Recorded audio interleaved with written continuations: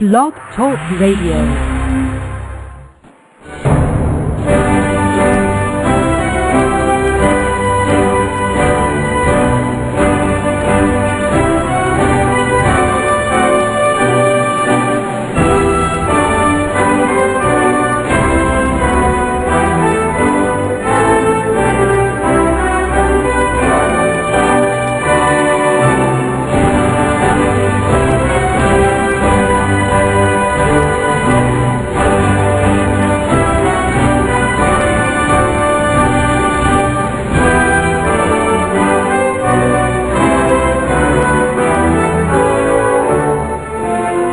Meus amigos, estamos aqui de volta. Como sempre, começamos aqui o nosso programa invocando a Santíssima Virgem Maria, o Santo Padre Pio de Pietrelcina, para que roguem a Deus que nenhuma injustiça se cometa nesse programa. Queria lembrar aqui a vocês o curso sobre Introdução à Filosofia de Eric Voegelin, que será dado aqui em Colonial Heights, em abril. Informações pelo telefone 041-3262-0100. 041-3262-0100 ou então 041-8884-6993 com o senhor Eduí. Também lembrar vocês para que deem uma olhada no meu site www.seminariodefilosofia.org, onde vocês encontrarão aos poucos, toda semana vai ter alguma novidade lá, sobre o curso de filosofia de 5 anos que nós devemos dar a partir de fevereiro, março no máximo, não passará de março. E aqui eu queria fazer um apelo humanitário àqueles ouvintes que moram em São Paulo, estejam aí por perto de São Paulo. Um amigo meu, chamado Milton Treza Filho, Treza com 2 Es, T-R-E-Z-Z-A, Filho, ele foi operado de câncer no peritônio, um negócio gravíssimo, mas ele passa bem, já está em casa, só que tem o seguinte, ele precisa de 40 doadores de sangue. 40 doadores de sangue. Né? Não importa qual o seu tipo sanguíneo, porque chegar lá no hospital, o hospital faz as permutas devidas. Então, quem puder ajudar nessa circunstância difícil, por favor, vá até o Hospital do Câncer, o Hospital AC Camargo, na Rua Antônio Prudente, em São Paulo. Telefone 011-2189-5000, 2189-5000, e se apresenta lá na portaria dizendo que quer doar sangue e declarando o nome do receptor, Milton Treza com 2 Es Filho. Para doar é preciso ter menos de 65 anos, mais de 55 quilos de peso e não ter tido hepatite. O que não é o meu caso, infelizmente, que eu tive essa porcaria. Então, meu sangue já não serve nem mesmo para mim, quanto mais para os meus amigos. Mas quem puder aqui ajudar, nós ficaremos muito gratos. E, por favor, quem doar, me avise, ou por e-mail, ou através da minha comunidade no Orkut. Muito obrigado a todos já antecipadamente, que Deus os recompense. Muito bem, então hoje todo mundo está dizendo, é uma data histórica, né? É um negócio espetacular, né? Esse negócio de toda hora ter os jornais anunciar é um acontecimento histórico. Isso é o exemplo de charlatanismo pseudo-profético mais besta que tu pode imaginar, porque pressupõe que o repórter, ele não só sabe o desenvolvimento futuro da história, como ele sabe até como os historiadores do futuro verão uma coisa que está acontecendo no presente momento. Por exemplo, quando veio a Constituição de 1988, então era uma data histórica, né? Hoje você chega na rua, pega um moleque na rua e pergunta, quem foi Ulisses Guimarães? Né? O cara vai dizer, é ponta esquerda do Corinthians, tá entendendo? Ninguém lembra mais dessas coisas, pô, já acabou e não deixou marca, né? Quer dizer, essa Constituição de 88, ela passará muito rapidamente, né? O Brasil tinha até aquela história do Milor Fernandes, que dizia que entrava na livraria e falava, eu queria um exemplar da Constituição brasileira. Daí o livreiro falava, não, nós não lidamos com publicações periódicas. Então isso aí vai tudo ser esquecido, né? Quem é que lembra dos autores das constituições anteriores? Cada um foi uma data histórica. Então aí o Barack Obama é também a data histórica. Data histórica por quê? porque é o primeiro negro que chega à presidência. Então, olha, mas olha que coisa terrível, quer dizer, a qualidade com que o sujeito vai entrar para a história é a cor da sua pele, né? Então, note bem, por que a gente se lembra, por exemplo, de Napoleão Bonaparte, né? É porque ele era baixinho, né? É porque tinha o pinto pequeno, é porque ele era azul, verde, né? Cor-de-rosa, japonês, malaio. Não, é por causa do que ele fez. É isso. E vocês lembram o que fez Napoleão Bonaparte? Havia uma revolução em curso, ele ao mesmo tempo parou a revolução e estabilizou as suas conquistas e criou lá legislações, e criou nações, e criou famílias reais que duram até hoje. É isso. Por que você lembra de Moisés? É porque Moisés era judeu? É porque Moisés era japonês? É porque Moisés era preto? Não, meu saco, foi porque Moisés falou com Deus lá do alto do Sinai e trouxe os 10 mandamentos, e os caras estão obedecendo isso até hoje, faz 5.000 anos. Né? Então, é por isso, é por causa do que fez. Agora, Barack Obama o que fez? Até o momento o que eu sei é assim, ele falsificou meia dúzia de documentos, mentiu pra caralho, tá certo? E é um bunda mole que obedece a Jorge Soros e os demais patrões dele, quer dizer, uma pessoa sem nenhuma autodefinição. É simplesmente um empregadinho. Eu raramente vi um político tão desprovido de ideias próprias. Até hoje ninguém sabe o que o Barack Obama pensa a respeito do que quer que seja. Porque ora ele diz sim, ora ele diz não, ele dança conforme a música. Então a única coisa notável dele é que, vamos dizer, é um preto na presidência. É grande merda, mas dia menos dia tem que ter um preto na presidência mesmo, até por uma lei das probabilidades. É isso. Um tempo atrás, se dissesse que o Peru ia ter um presidente japonês, ninguém ia acreditar. Então não teve o tal do Fujimori. Tudo pode acontecer, né? Então, agora, sem dúvida, é uma data histórica por causa de coisas que estão acontecendo e que terão consequências enormes. Essa sim, vamos dizer, é impossível que isso não tenha consequências históricas duradouras, tá certo? E profundas. É o seguinte, o sujeito que o Obama escolheu para ser o chefe da CIA, o senhor Leon Panetta, o Leon Panetta, né, estava ligado a um negócio chamado Institute for Policy Studies, que era um think tank de Washington, comunista, tá certo? E especialmente anti-CIA. Ora, você acha que um think tank, tá certo, de estudos de inteligência, de informação e contra-informação, think tank comunista, que estuda informação e contra-informação, pode ser apenas um órgão comunista? Não, é claro que isso é um órgão da KGB, isso é a coisa mais óbvia do mundo, tá certo? Então, para ir direto ao ponto, o homem da KGB estará na presidência da CIA. Isto é um acontecimento histórico da mais alta importância. Se o Obama não fizer mais nada na vida dele, ele já mudou o curso da história do mundo só por fazer isso. Tá certo? Quando a gente vê que botaram o Leon Panetta na CIA, então a gente começa a perceber que aquela previsão daquele estudioso russo que falou na divisão dos Estados Unidos vão se desmembrar, se desmantelar e desmembrar em alguns anos, eu vejo que aquilo é perfeitamente viável, porque a extensão da penetração dessa gente no coração do poder norte-americano já é enorme. É isso que está acontecendo agora. Isso aqui é uma informação, vamos dizer, para quem sabe, para quem procura informação. E para quem julga as coisas por documentos de fonte primária e não por impressões ficcionais que saem na mídia. Por exemplo, hoje tem um teste, um quiz no Globo. Veja o que você sabe, se você sabe, entende alguma coisa de Barack Obama. Então está lá o teste. Onde nasceu Barack Obama? No Quênia ou no Havaí? Se você responder no Quênia, está errado. Tem que responder no Havaí. Então isso aí é indução a erro.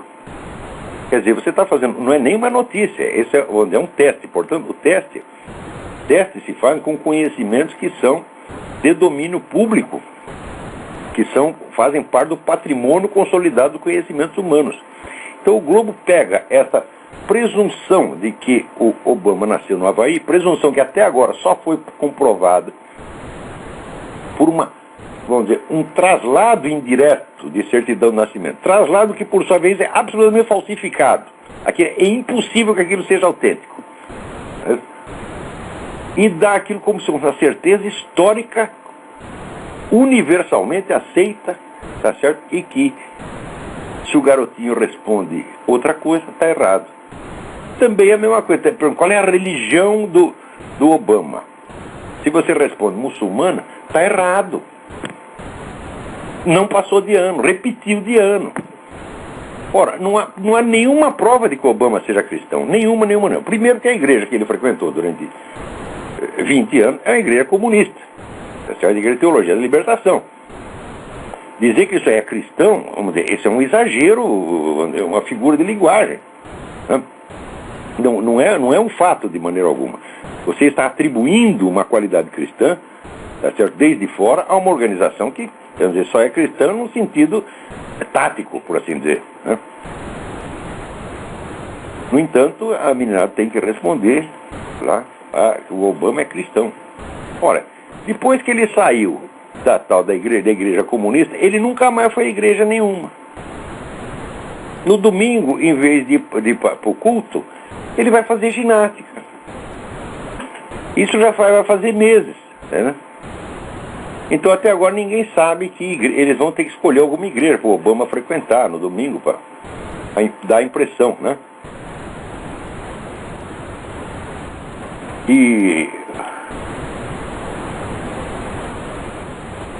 o Obama já declarou que os Estados Unidos não são uma nação cristã, são uma nação cristã, islâmica, etc.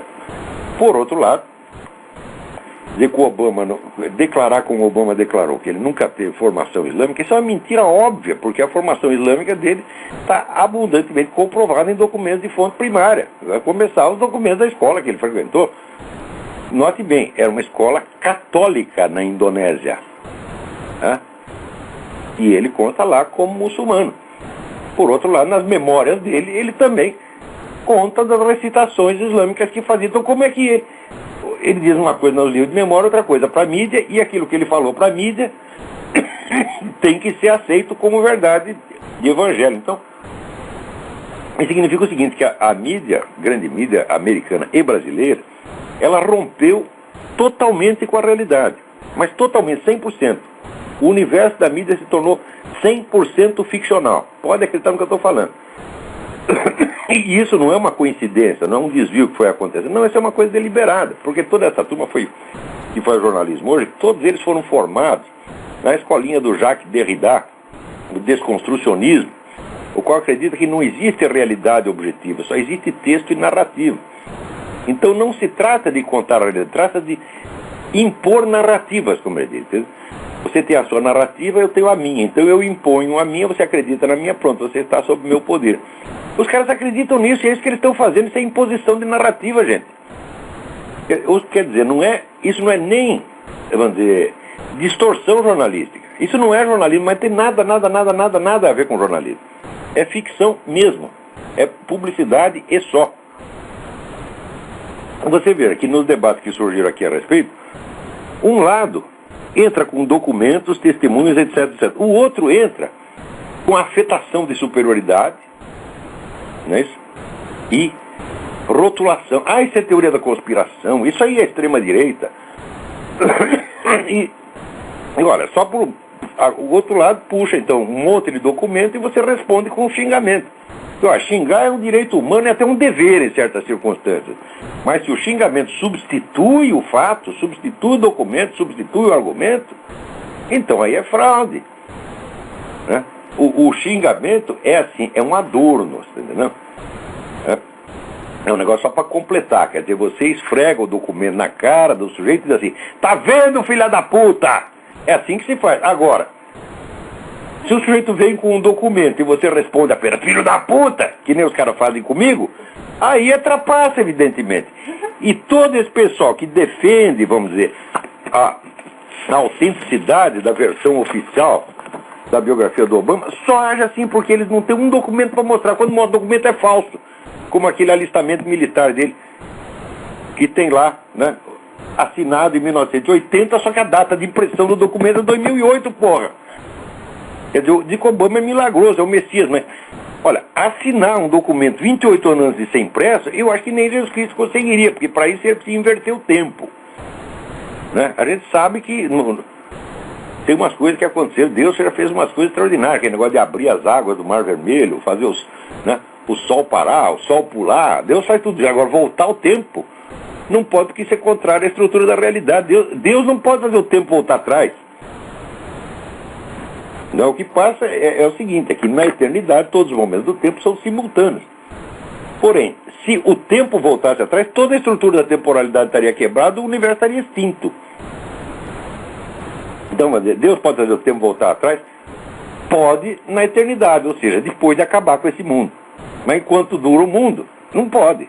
Agora, o Obama pode, porra. Pior, tem lá, vamos dizer, a data da assinatura está assim, acho que é 30 de julho de 1980. E o carimbo do lado, o carimbo da autenticação do correio está 29 de julho. Então, mesmo que o documento fosse, vamos dizer, realmente de 1980, ainda teria isso. Ele foi autenticado 24 horas antes de ser assinado. Ou seja, isto aqui, até tem um advogado aqui, eu agradeço muito, esqueci o nome do rapaz, quer ver? Deixa eu ver se eu digo aqui. Eita. Tá difícil. Tem papel aqui, gente. Tem papel. É uma confusão. Não consigo achar. Bom, não sei o que, Alasdair. E ele me corrige, ele disse que o Obama cometeu crime de falsidade ideológica, e isso não é falsidade ideológica, é falsidade material. Você tem toda a razão, meu amigo, eu agradeço muito a sua informação. Isso não, falsidade ideológica é assim, é um documento autêntico, isso é um documento de fonte genuína, mas com informação falsa. E agora, no caso, não, o que foi falsificado é o próprio documento, o próprio papel. Agora, eu acho que o Obama cometeu essas várias coisas, entendeu? Ele cometeu falsidade material nesse caso e cometeu falsidade ideológica em outras. Ele cometeu tudo ao mesmo tempo, né? Celton Alasdair, isso mesmo, muito obrigado, Celton. Então, aqui o Valentim me escreve pedindo que eu diminua a quantidade de palavrões. Eu não posso, Valentim, eu falo pouco palavrão, tá certo?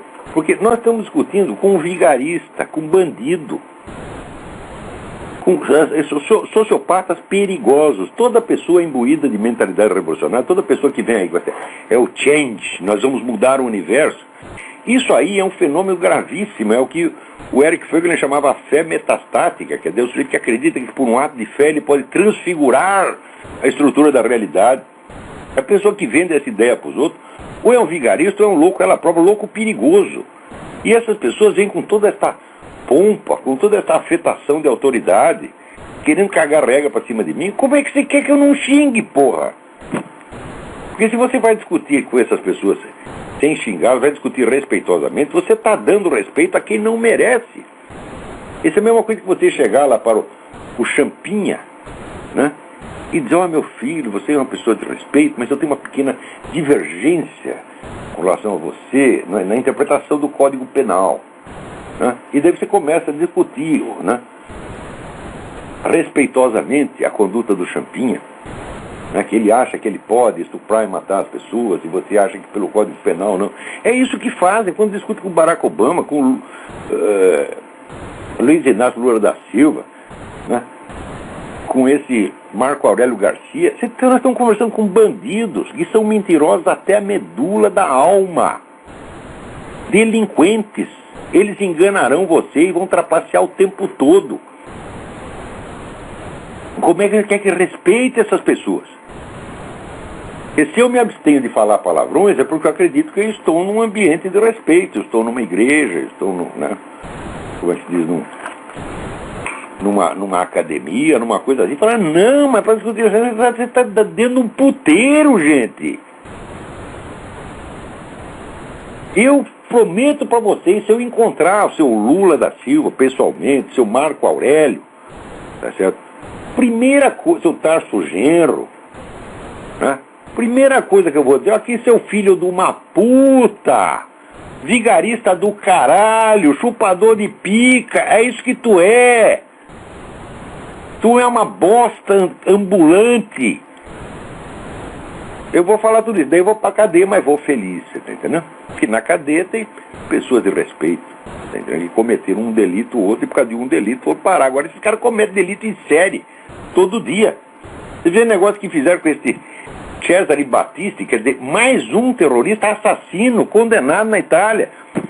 Os caras protegem como protegeram o Oliveira Medina, como protegeram Achille Lolo, dando a esses assassinos a proteção que não deram àqueles dois boxeadores, né, cubanos. Que crime cometeram os boxeadores? Só se você acusar eles. Não, eles esmurraram as pessoas no ringue. Esse é o crime deles, né? Então, a diferença de tratamento é tão óbvia e a proteção conferida a esses bandidos é tão sistemática que eu digo que é até bom para ver se esse pessoal empresarial, militar, pessoas que se dizem liberais, conservadores, etc., ver se entende de uma vez que o Brasil é o centro de articulação da Revolução Comunista na América Latina. O Brasil é governado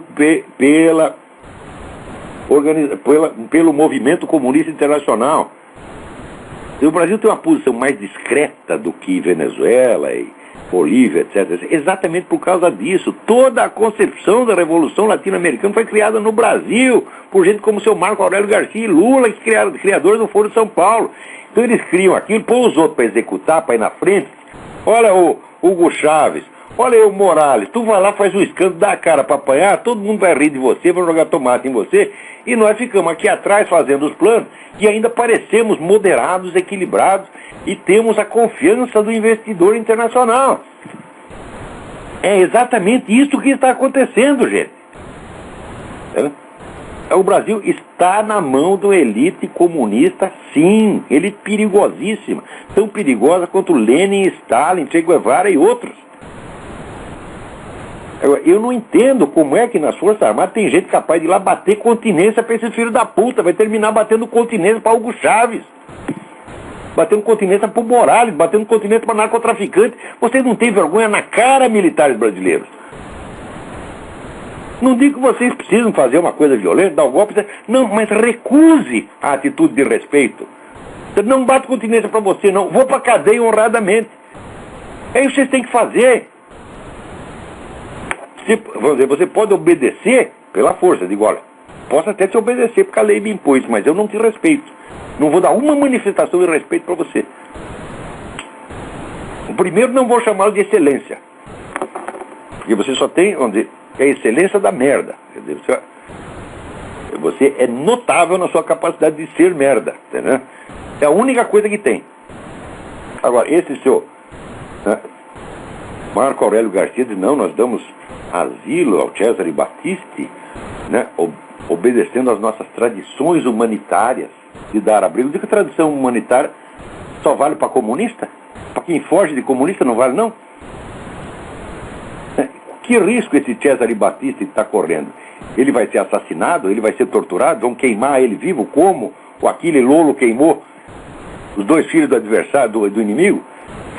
Nada disso. Ele apenas vai para a cadeia, uma cadeia europeia, né, que é um hotel de 5 estrelas, para cumprir a pena pelo crime que cometeu. Ah, isso não pode, coitadinho. Então aí vai. Agora aqui. Vamos em frente. Aqui. O Cavaleiro do Templo me pergunta o seguinte: professor, me interessei bastante por Paul Sérieux, depois de ler um artigo do senhor que falava sobre delírio de interpretação. Encontrei até mesmo um livro em formato PDF. Eu dei o link lá, tá lá o link, né? Mas está acontecendo uma coisa muito estranha. Nenhum profissional das áreas de psicologia jamais ouviu falar dele. Ele foi banido da academia. Não é banido da academia, meu filho. Não é banido da academia. Paul Sérieux é conhecido, é um clássico da psicologia na França. O problema é que faculdade de psicologia no Brasil ensina os caras assim, dá o curso para picas, tá entendendo? De psicologia não ensina nada. Esse é um bando ignorante. Olha, eu tive, vamos dizer, a grande satisfação de estudar psicologia sob orientação do maior psicólogo clínico que já houve no Brasil, que ele nem era brasileiro, era argentino-suíço, que é o Juan Alfredo César Müller. O Müller conhecia tudo de psicologia. Aí cada pergunta que eu fazia para ele, dava uma pilha de 20 livros, falou, tu vai para casa, lê esses 20 livros, depois tu volta aqui perguntar. Então, só o que ele aprendeu naquele círculo de psicologia de Zurique era o centro da psicologia mundial, pelo menos a psicologia germânica, nos anos 40, né? Então, todos aqueles camaradas que lecionavam ali, o Max Pfister, Zonde e tal, eu li essa gente toda, então eu sei o que foi a psicologia do século XX, eu sei quais são os clássicos, eu sei o que tem importância. Você fala dessa gente na Faculdade de Psicologia Brasileira, eles ignoram tudo, porque eles só têm cultura de almanaque, né? Eles sabem, vamos dizer, apenas aquilo que é mais popular, que é Freud, o behaviorismo, essas coisas assim que todo moleque sabe. Então é o que um professor de psicologia no Brasil sabe. Você chega lá e fala de Viktor Frankl, do Zonde, a Max Pfister, né? É claro, Jung eles conhecem, que é mais popular, mas se você falar do pessoal, pergunta para eles, quem foi Marie-Louise von Franz? Os caras não sabem. Quem foi Aniela Jaffe? Eles não sabem. Não sabem nada. Isso é um descalabro total. Então é isso aí, Cavaleiro do Tempo. Ele não foi banido da academia coisíssima nenhuma, é que ele disse, mas não existe academia no Brasil. Isso aí é tudo escolinha do MST, escolinha do movimento gay. Tá certo? Só serve para isso. Então, o ensino de psicologia no Brasil é um crime. Ó, eu só vou atender telefonema no finalzinho do programa. Daí ele pergunta, o senhor teria versão em português do livro Le Folie Raisonnante? Não há tradução disso aqui. Se você quiser fazer a tradução, será uma obra de caridade. Mas, por favor, passe a tradução para mim, para eu poder fazer uma revisão técnica, porque isso aí não é uma coisa qualquer. Daí ele pergunta, por fim, o senhor sabe se existe algum trabalho que ligue esse delírio de interpretação à mente revolucionária? Ué, mas é exatamente o que eu estou fazendo, porra. Quer dizer, a explicação da mente revolucionária como um exemplo de delírio de interpretação é o núcleo da minha tese sobre a mente revolucionária, que eu já dei muitas aulas sobre isso, tá certo? E que agora estou reunindo e organizando tudo para sair, vamos dizer, o livro A Mente Revolucionária. Então o negócio já está, como é que se diz? Assim, é um catatal, uma coisa imensa, né? Então sou eu que estou trabalhando isso aqui, porra. Faz favor, não vai dizer que, quer dizer, não tem sentido, eu estou aqui estudando um negócio, tentando descobrir, o cara vem perguntar, tem algum livro sobre isso? Eu falo, não tem. Ora, isso é uma outra coisa que no Brasil, ninguém acredita no Brasil que existe um brasileiro capaz de fazer algum trabalho criativo, original, né, em área nenhuma. Então tudo que você faz, a pessoa pergunta, qual é a fonte? A fonte sou eu, c'est moi. La source, c'est moi. Você entende, né? Fui eu que descobri isso aí. Aquele negócio dos 4 discursos de Aristóteles, fui eu que descobri. Entende? E muitas outras coisas, a minha teoria do império, fui eu que descobri. Esse negócio da mente revolucionária como delírio de interpretação, fui eu que descobri. Eu descobri um monte de coisa, gente. Eu fiz a lista das minhas descobertas nas áreas de humanidade, filosofia e ciências humanas, dá umas 20. O negócio da teoria da tripla intuição, quer dizer, tudo isso aí é... Meu saco, quando é que vocês vão entender? Olha, eu vou dizer para vocês o seguinte, eu vou dizer para vocês quem sou eu. Né? Não é por estar na minha presença, porque no demais eu sou um bosta. Porém, no meu trabalho científico, olha, cá entre nós, eu sou um dos grandes, viu? É bom você saber. Pega a medida, você não está falando com qualquer. Você está entendendo? Eu não sou um professorzinho de filosofia. Tá? É bom você saber, você não tem senso de medida, porra. E brasileiro, o cara, assim, quando o sujeito não tem capacidade de perceber a realidade, então ele precisa perguntar pro vizinho. Mas o vizinho também não tem, então pergunta pro outro vizinho, pergunta pro outro vizinho, pro outro vizinho. Então, fica aquela, como é que se diz? Interconfirmação das ignorâncias, tá entendendo? Digo, olha, meu saco, você lê as minhas obras e você vê se tem alguém, não é no Brasil, na América Latina, ou nas 3 Américas, que tem tantos trabalhos importantes como isso aí. Não tem. Então, quer dizer que eu sou o maior filósofo brasileiro? Tem uma discussão no site do Arnaldo Bloch, que é o maior intelectual do Brasil. Paulo Coelho diz que é ele. Eu acho até que ele tem razão, porque eu não sou intelectual. Porque, felizmente eu não estou concorrendo, eu sou um filósofo, é diferente. Né? Intelectual no Brasil é palpiteiro, tá entendendo? Então, aliás, o Paulo Coelho até que dá pouco palpite. Né? Mas daí é o seguinte, lá nas cartas, nos comentários, só aparecia eu, todo mundo falando de mim. Fala, mas é óbvio. Agora, qual é a vantagem de ser... Você pensa que eu estou sendo vaidoso? Eu sou o maior filósofo brasileiro. Eu falo, grande merda ser o maior filósofo brasileiro. Grande merda. Isso aí é você ser o melhor jogador do time de várzea da Vila Inhokunhé. Você está entendendo? Isso aí ser o maior filósofo do Brasil é exatamente isso. E isso eu sou. Falo, grande bosta ser o maior filósofo brasileiro. Não tem outro, não tem nem... É o concorrente único.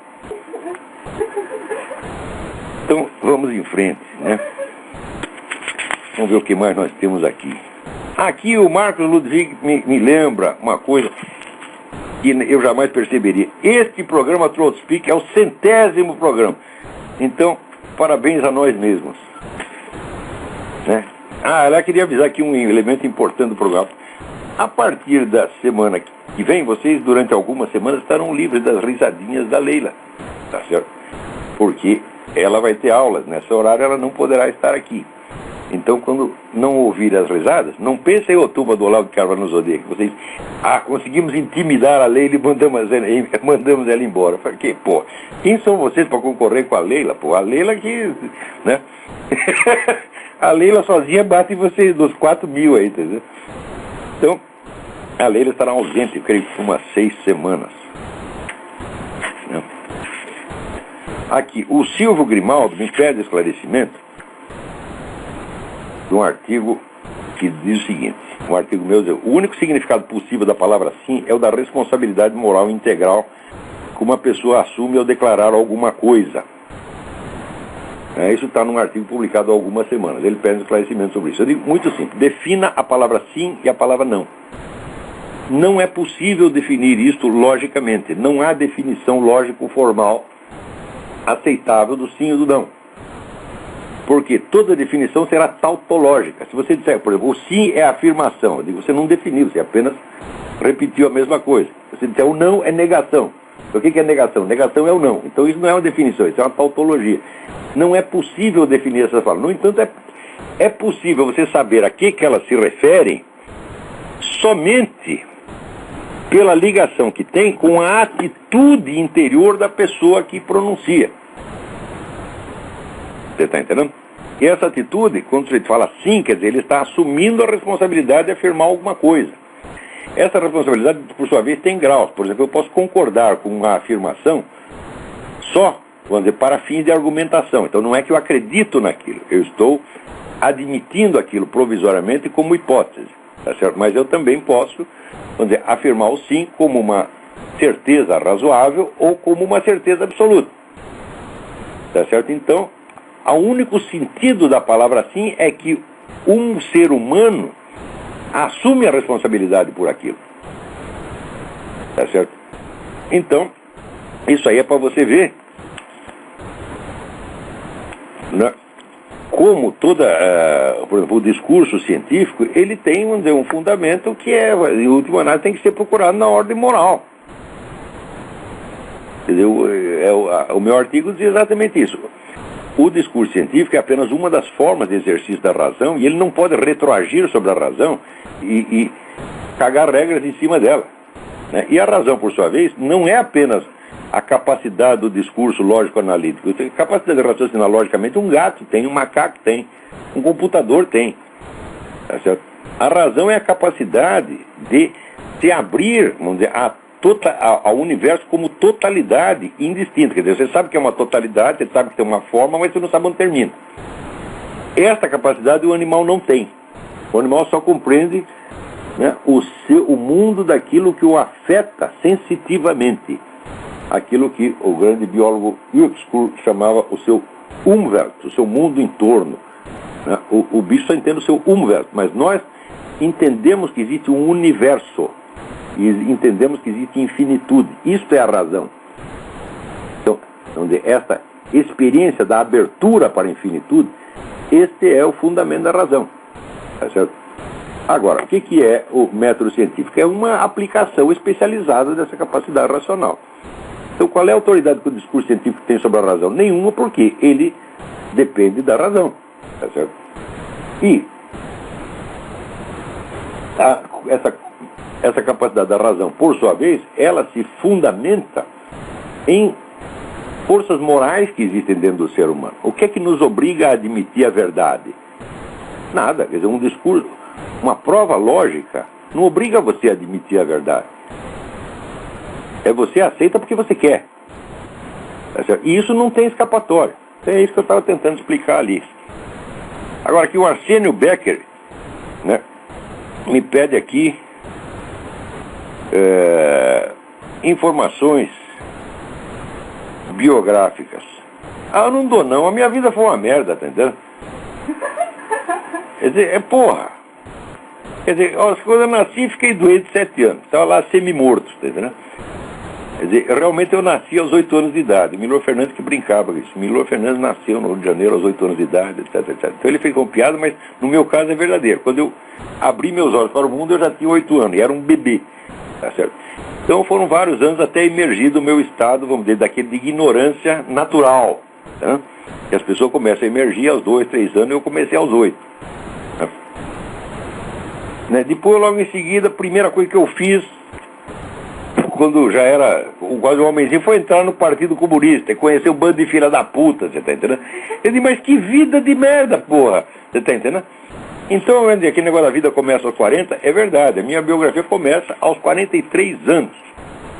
No dia que eu estava fazendo a barba, olhei no espelho e de repente eu me toquei e falei, porra, eu já sei tudo a meu respeito. Eu já me conheço de trás para dentro, eu não consigo mais me enganar a mim mesmo. Eu conheço todas as minhas tretas, todas as minhas mentiras, Então, eu estou livre da minha pessoa. E foi a partir daí que eu comecei a escrever coisas mais importantes sobre filosofia. Eu falei, eu não preciso mais pensar em mim mesmo, eu posso pensar em coisas. Eu posso pensar na realidade. Olha que coisa maravilhosa. Eu estou livre do porra do Olavo, caraca! Tá entendendo? Então, olha. Ele perguntou como é que eu larguei a esquerda. Né? Eu até já contei isso. Eu fui largando a esquerda com uma série de decepções de ordem moral, não para ideológica. Eu fui vendo que aquele ambiente fedia, as pessoas simplesmente não prestavam. Aquilo era um bando de vaidoso, mentiroso, filha da puta. Não tinha um que prestasse ali. Não tinha era tudo mentiroso. E foi assim, então. Não foi uma coisa ideológica, não é que eu rompi com o comunismo, eu simplesmente saí daquele meio. E fui para casa, antes só do que mal acompanhado. E comecei a estudar. E eu fui vendo que, mesmo depois de eu ter entendido que o próprio comunismo não prestava, quer dizer, não era só o ambiente comunista que não prestava, tá certo? Mas não era também só o comunismo que não prestava, era toda a esquerda que não prestava. Né? Ainda assim eu continuei com um monte de ideia esquerdista na cabeça, de maneira mais ou menos inconsciente. Então, por exemplo, eu acreditava quando um comunista dava um depoimento. Eu falei, hoje eu sei que não é para acreditar nada. Se o comunista fala bom dia para você, é melhor você pegar seu guarda-chuva que vai chover, porra. Entendeu? Eles mentem em tudo, é um negócio impressionante. Quanto mais eu estudo, eu mais vejo que esse negócio é uma doença mental perigosíssima. Que cria um abismo entre percepção e realidade e quer forçar todo mundo a viver num universo ficcional do filho da puta, do comunista, para esse ter o prazer de impor a sua narrativa e fazer de você um personagem do mundo ficcional dele. Quer dizer, ele é o autor, ele é Deus, ele é o demiurgo, e você está dentro do mundinho dele. Isso é o que eles chamam de change. Tá?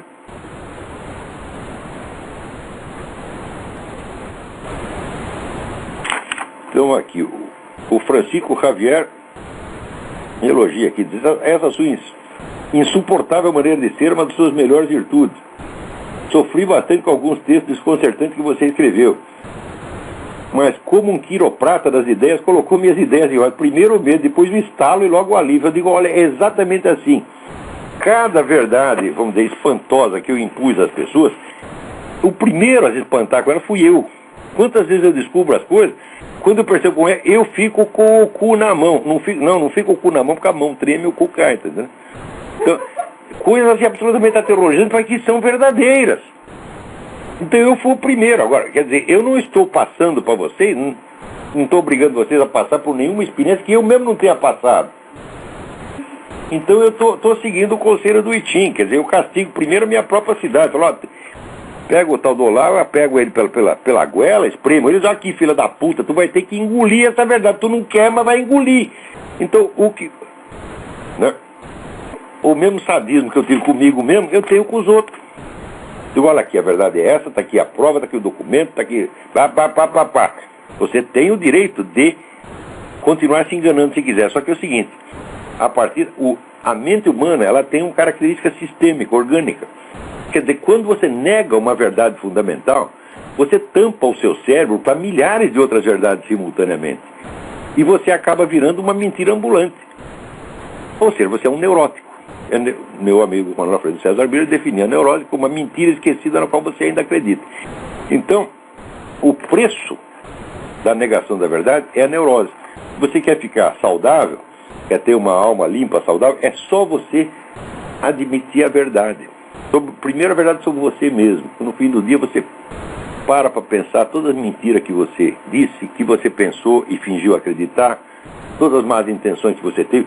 Quer dizer, limpa a sua alma perante Deus. Olha, Deus, eu sou filho da puta mesmo, olha o que eu fiz. Pá. No dia seguinte tu vai fazer a mesma merda. Mas note bem, tem um monte de personagens na Bíblia que fizeram um monte de sacanagem e Deus os considerou perfeitos. Salomão, Davi, Abraão. Tá certo? Porque Deus não quer perfeição quantitativa. Ele quer que você seja sincero perante Ele. Ser sincero perante Deus é ser sincero perante si mesmo. Esta é a base da sanidade, gente. Sanidade. Sabe o que é sanidade? Sanidade quer dizer o seguinte, que você não é mais o umbigo do mundo. Você vive na realidade agora. Você é um homem adulto. Você é o espoldaios de que falava Aristóteles. Você não fica mais o dia inteiro olhando seu próprio umbigo. Tá certo? Quer dizer, você aprende a se livrar desse resíduo subjetivo, tá certo? Que escraviza a mente humana e a torna incapaz de perceber a realidade. Então, a percepção da realidade e a admissão da realidade é a base da sanidade. O que você faz quando você vai fazer a psicanálise no sentido clássico? Não estou falando pela teoria da psicanálise, mas pela técnica. A técnica é uma anamnese, quer dizer, você lembrar a realidade dos fatos, não é isso? E se desfazer das racionalizações com as quais você encobriu. Então a hora que você percebe, né, quais foram as suas verdadeiras intenções, etc., ocultas, pronto, você está livre. Então a sinceridade é a base da sanidade. Então é por isso que eu não posso escrever o que as pessoas querem que eu escreva. Eu não posso fazer isso. Se eu fizer isso, eu destruo a minha inteligência. Eu quis sempre, meu sonho na minha vida é fazer da minha inteligência um instrumento de perceber a realidade. Esse é o maior sonho que eu tinha. Eu falei, eu quero ser um sujeito que sabe o que está acontecendo e que entende onde está. Era esse o sonho. E eu acredito que eu estou realizando. Eu não queria mais nada. Eu, inclusive, fiz um voto para Deus quando eu tinha 20 e poucos anos. Olha, se eu ficar sabendo tudo o que eu quero saber, se eu entender tudo o que eu quero entender, eu estou satisfeito, mesmo que eu não consiga escrever uma linha, mesmo que eu não consiga contar para ninguém, porque eu não estou procurando aqui uma profissão e um sucesso na profissão. Eu não estou procurando aplauso, eu quero saber a realidade, meu Deus. Eu pedi isso a Deus. Entendeu? E, no fim, ele deixou não só eu perceber um monte de realidade, mas também está deixando eu contar para vocês. Você está entendendo? Que eu comecei até tarde. Eu não estou... Se eu tivesse a fim de, quero fazer sucesso como escritor, quero brilhar, eu teria começado a fazer isso aos 20 anos, escrever besteira aos 20 anos. Felizmente, eu sou um sujeito caridoso. Quer dizer que tudo que eu escrevi aos 20, para os 20 aos 30 anos, eu joguei tudo fora. Eu poupei à humanidade essa experiência traumática, medonha, de ler as merdas de ideias que eu tinha na juventude. Né? E guardei para começar a dizer as coisas quando já sabia alguma coisa, quando tinha alguma experiência. Comecei a escrever na mídia aos 48 anos. Claro que antes escrevi alguma coisa apenas como na condição de repórter. Na condição de comentarista, analista, foi aos 48 anos. Também quando comecei a publicar livro. Né? Então isso quer dizer que eu fiz aquele voto a Deus e o cumpri.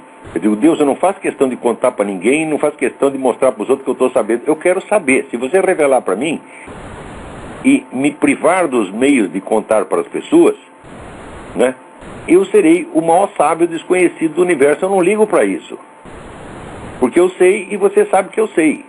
E você sabe que eu fui honesto. Eu procurei a verdade e a aceitei. Era isso tudo que eu queria, gente. Você não sabe o que é você nascer semi-morto e permanecer semi-morto durante 7 anos. É uma experiência maravilhosa, porque daí para dentro o que vier é lucro. Você não tem mais ilusão. Você está entendendo? Por exemplo, eu lembro que quando eu melhorava um pouco da minha doença e conseguia levantar e andar, às vezes até te esquecia como é que andava. Mas aquele negócio de andar para mim já era, olha que coisa maravilhosa, estou andando. Entendeu? Então eu sou um cara modesto, eu me contento com pouco. Você tá... Então, depois mais tarde eu li uma frase de São Francisco de Assis que diz, ó, eu preciso de pouco, e mesmo desse pouco, eu preciso muito pouco. Eu também era assim, gente. Eu não contava com nada. Eu falei, já estou aqui semi-morto, já morri, porra. Né?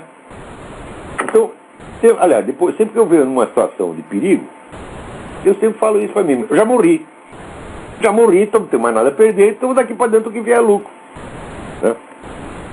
Então, aliás, esse é um dos segredos da coragem, pô. Você deu a sensação de perigo, fala, já morri, já estou do lado de lá, então não preciso de mais nada. Pronto. Agora, tem aqui, um rapaz aqui me escreve um negócio, porra. Cadê o nome do cidadão aqui? Acho que eu perdi. F. Reis. Né? Aqui, ao ver toda a sua combatividade e incansável trabalho em denunciar os estratagemas do esquerdismo, no que acho que você está correto, também me pergunto se nada deve ser dito sobre estratagemas utilizados pelo outro lado, do grande capital internacional para também atingir seu projeto de poder. E o Clube Bilderberg, por exemplo, digo, ai meu saco, mas quem diz que o Clube Bilderberg é o outro lado? Fábio Reis, está aqui, Fábio Reis.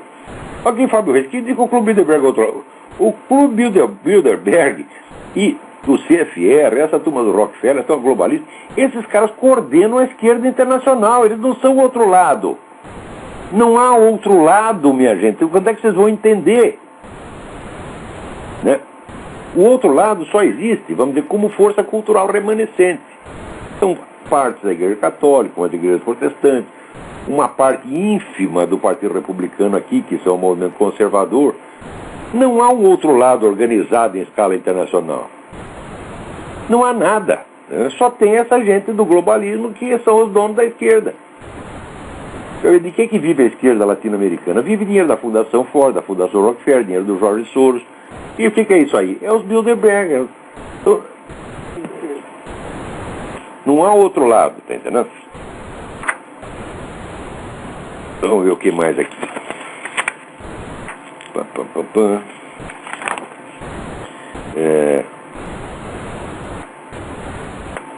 Aqui. Que no Brasil está tendo crescendo a moda do barebacking. Bareback quer dizer dar o cu sem camisinha. Ou comer o do seu amigo também sem camisinha, para que se ele tiver AIDS você pegue também. Eu acho uma prática muito saudável e deveria ser adotada pelo nosso ministério. É isso? E também pelo parlamento. E pela classe universitária, dos professores universitários. Por que todos vocês não fazem barebacking, tá certo? Vocês todos morrerão dentro de breve tempo e pararão de encher o saco, tá certo? Então fica aí a minha sugestão. Aliás, aqui, você vê, o movimento gay aqui tinha marcado para a posse do Obama, né, uma suruba comemorativa. Eles alugaram um hotel inteiro em Washington e iam lá ficar, né, comendo mutuamente seus cus, tá certo? Para comemorar a posse do Barack Obama. Eu acho uma coisa inteiramente adequada. Tá certo? Porque o Barack Obama veio aí para comer quem estiver na frente. Quer dizer, se você virou as costas, lá veio o Barack Obama e Leon Panetta, o homem da KGB, tá certo? Para ferrar com você. Então é simbólico. Agora, infelizmente, né, quando o gerente do hotel foi avisado, ele falou, isso aqui não é um puteiro, fica cancelada a suruba. Né? Então, os caras estão lá, vocês querem dar, vão dar nas suas casas. Agora, o mais bonito também da posse do Barack Obama é o seguinte: ele primeiro tinha convidado um pastor protestante, o Rick Warren, que é um sujeito mais ou menos conservador, para fazer a oração, né, na posse dele. Daí todo mundo, houve indignação nacional, todo mundo, onde já se viu, conservador, que coisa criminosa, coisa horrível, blá blá blá. Daí o Barack Obama chamou um bispo gay, né, para ver se contentava o outro lado. Daí o Rick Warren, o que fez? Elogiou o bispo gay e disse: ah, muito bom. Você entende que é guerra assimétrica, né? Um lado bate e o outro lado puxa o saco de quem bateu. É por isso que tá essa merda. Então, esse Rick Warren, né, é um bunda mole. Isso é que ele é. Porque, ó, bispo gay, e não tem sentido. Quer dizer, claro, pode haver um bispo gay. Bispo é gay, anda em segredo, né, faz lá as putarias dele e confessa os seus pecados na esperança de ser perdoado. Então, o universo esteve cheio de bispo gay que está fazendo isso desde o século I, né? Mas o cara, ele sabe que aquilo é um pecado. Nós vivemos no pecado, gente. Deus não espera da gente que a gente, sabe, pare completamente os pecados. Quando ele fala sede perfeitos, eu digo, você precisa ver o que ele entende como perfeição. Já acabei de dizer para vocês que ele considerou perfeitos homens que pecaram gravemente, muito mais gravemente do que dá o cu, você está entendendo? Você vê, Abraão ofereceu a mulher dele para transar com o sujeito para obter uma vantagem, tá entendendo? Que coisa mais feia do que isso? Eu acho que dar o cu é menos grave do que isso, né? Pelo menos o cu é próprio, né? Agora vai dar da mulher? Que é isso, porra? Né? Nem o Luiz Motti faz isso, ele dá o que é dele, né? Então Abraão fez isso e Deus o considerou perfeito. Por quê? Porque Abraão era sincero para Deus, tá certo? E Deus sabe que os nossos defeitos, os nossos pecados são difíceis de vencer, são uma vida inteira, você faz muito de pouquinho, de pouquinho, de pouquinho. Então, bispos gays nesse sentido, e só que é o seguinte, o bispo gay agora não é o cara que faz isso, é o sujeito que proclama que o pecado dele é o certo, e quem não comete esse pecado, esse sim é um pecador, e tem que, e não é pro inferno, vai pro inferno e pra cadeia, filha da puta. É isso que eles querem. Olha, gente, eu fiz um monte de putaria na minha vida, tá entendendo? Mas eu nunca proclamei as minhas putarias como norma que a humanidade tem que respeitar e obedecer. Eu nunca fiz isso, meu Deus do céu, né? Eu lembro o tempo que morava na casa do estudante, a gente levava lá as meninas, né? A casa do estudante tinha 8 andares, elas começavam a dar no 8º andar e iam descendo.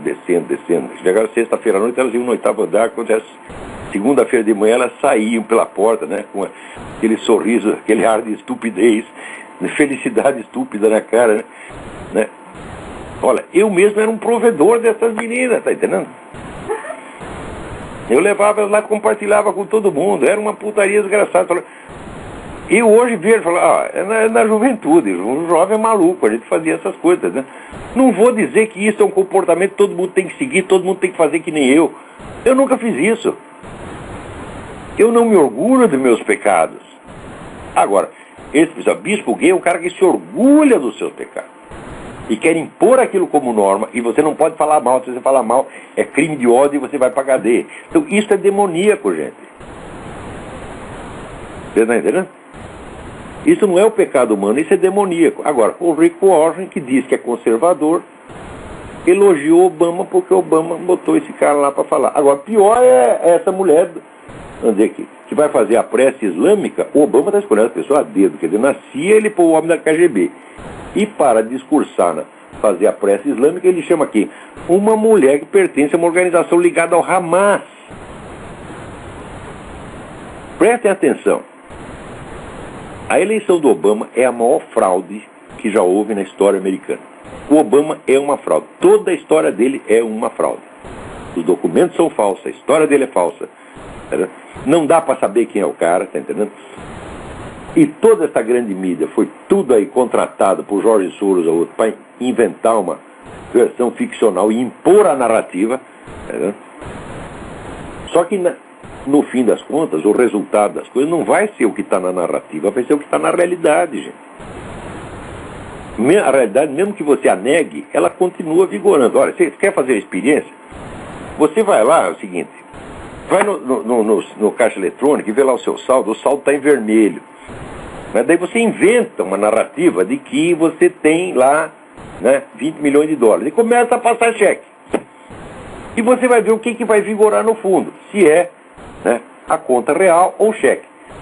Você pode ser uma pessoa que tenha capacidades persuasivas, né, capacidades cênicas, como Barack Obama. Então você fala com aquela cara de pessoa importante, todo mundo acredita que você está cheio de dinheiro no banco. Agora, mais dia, menos dia, a conta vai estourar, meu filho. Os cheques vão voltar. Os cheques do Barack Obama vão voltar um dia. Pode demorar o tempo que for. Você vê, quanta gente não acreditou na mentira de Stalin, quanta gente não acreditou na mentira de Hitler, né? Você vê, na França, a esquerda francesa, todo mundo acreditava ali que o Hitler era bonzinho. Por quê? Porque o Stalin mandou acreditar, né? Então eles não queriam guerra. Fala, mas não precisa você querer a guerra. O alemão quer, ele vai invadir você. Por mais pacifista que você seja, não vai fazer diferença. Porque isso tudo é o mundo da sua ficção. Na realidade está lá o alemão preparando uma piroca do tamanho de um bonde para pôr no seu orifício anal. É isso que ele está fazendo. E fez. Então, também, você vê, o que está se preparando para esse país é uma desgraça monumental. Quer dizer, é a total ocupação do aparelho de Estado por traidores, por inimigos.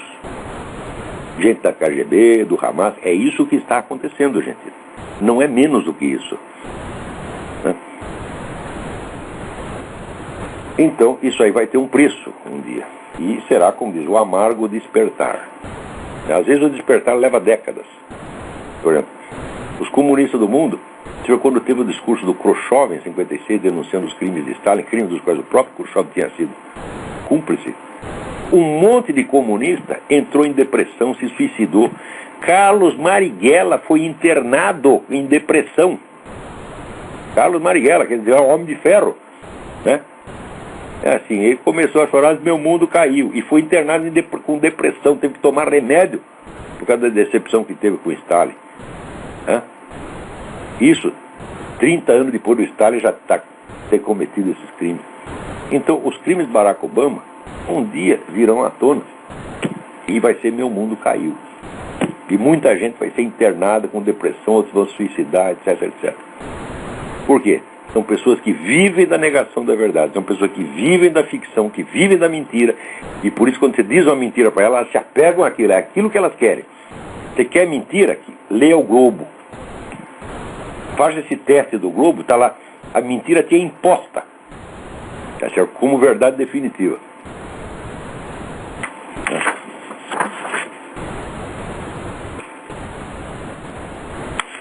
Então vamos lá.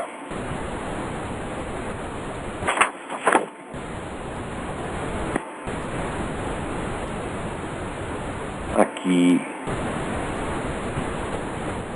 olha aqui, o Alexandre Costa manda aqui uma lista de links, né?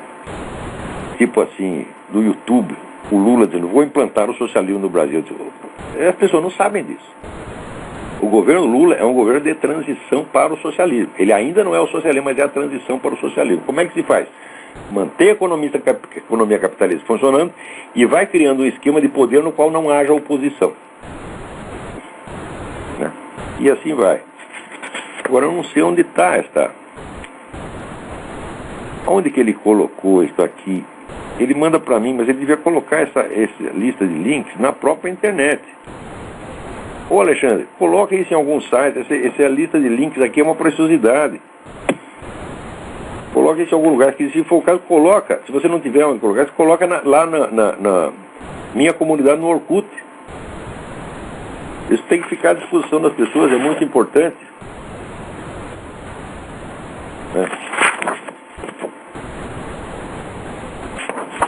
E aí vai, eu acho que o nosso tempo acabou, né?